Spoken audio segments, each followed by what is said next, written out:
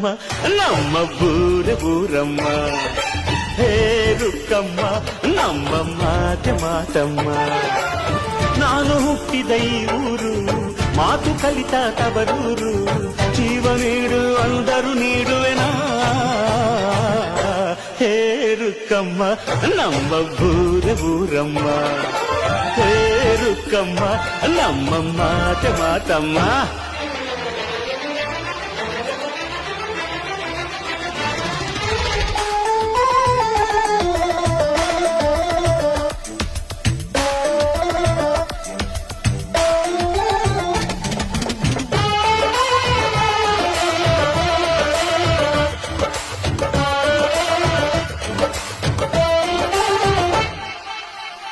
ಇಲ್ಲಿರೋ ಸೌಭಾಗ್ಯ ಎಲ್ಲೂ ಇಲ್ಲ.